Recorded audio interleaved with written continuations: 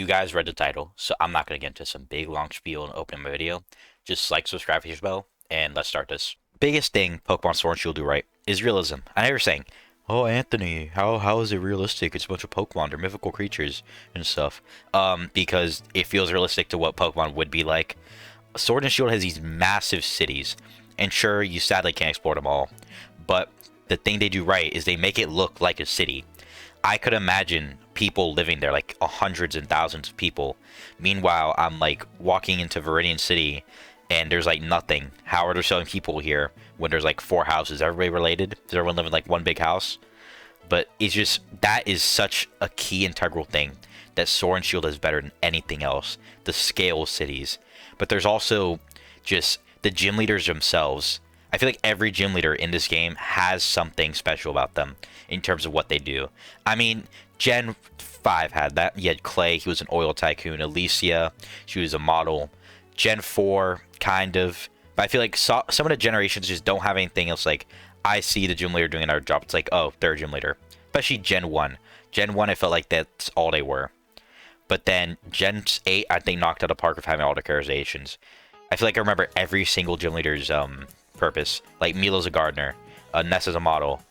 And then, like, you have other characters like the fire dude, I forget his name. He's a trainer. Or, like, not like a Pokemon trainer, like a trainer. Like a coach. And it's like every gym leader feels unique and realistic.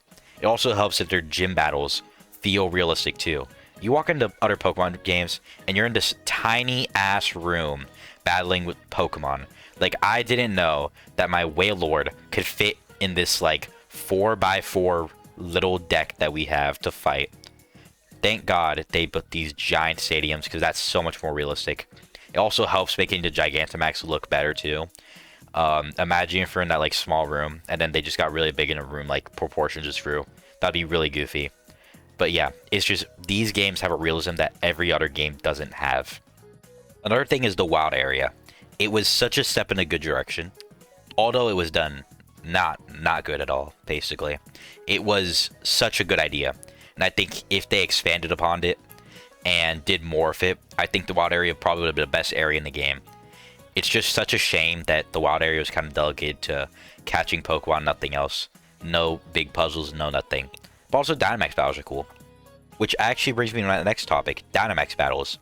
Dynamax battles added online co-op in the original Pokemon before Gen 8. I guess not original, but before Gen 8, you could do battling each other, trading each other, and that's basically it. There was no like, oh, I'm going to fight with my friends to do this boss. No, that was added specifically in this generation. And they did a good job with it. It felt fun, it gave you cool rewards and everything. And while I do prefer the third game over DLC, the DLC in these games do help solve problems. Because this game, the wild area was pretty bummy. Our armor was a slight improvement, but by the time we got to Crown Tundra, man oh man, that open area was so good.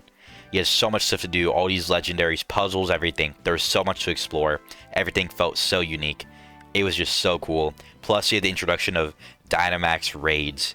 And Dynamax raids were sick. You got random Pokemon that you didn't know. You had to pick between some. It's like in Gen 3 with the battle tents. If you remember those. I might be old, but yeah. Though it's like that, but instead you're fighting Dynamax Pokemon. You can play with friends, NPCs, whatever. And at the end, you get legendaries, which you can catch. And it's so cool. You can even catch Pokemon and trade them out, or just trade out your Pokemon. It's so fun. This DLC, the DLCs did so much good work for the game. Now, I know I just said how good that this game was. But I do have to mention its shortcomings. One, the game's just really, sadly, really easy. There's no real challenge in the gym leaders or the wild fights. And as much as they said the wild area was a step in the right direction, the routes themselves are really terrible. They're straight walks, no interesting puzzles, nothing. They're just really, really boring. It's just, that was so disappointing. As well as the evil team. Weren't even really evil, it was Team Yell. I guess there was like the dude that the Chairman Rose is under. I actually don't remember anything about Chairman Rose, which shows that the villain of the game, the main villain of the game was weak. Chairman Rose was not iconic. Or at least his team wasn't. He was iconic, and Ophelia, I believe her name was, I don't know, was iconic. But there was just so much stuff that was weak about this game, and I just can't ignore that. It's just hard not to ignore the reuse assets, which they said, oh, we're making new assets, that's why there's not all Pokemon in there, which would have been a fine excuse if you didn't get found out. The fact that in the DLC they added following Pokemon, and it was terrible, horrendous, God, it sucked. There are faults to the game. It's not good, but it's not bad. This game gives me such mixed feelings, because it could have very well been the best Pokemon game, and a game people remember. It could have been a game that people are like, oh, what's your favorite Pokemon game? Oh, mine's Emerald. Oh, mine's Platinum. Oh, mine's Gold and Silver. Mine's Black and White. Oh, mine's Sword and Shield. Oh yeah, that's cool. I love Sword and Shield.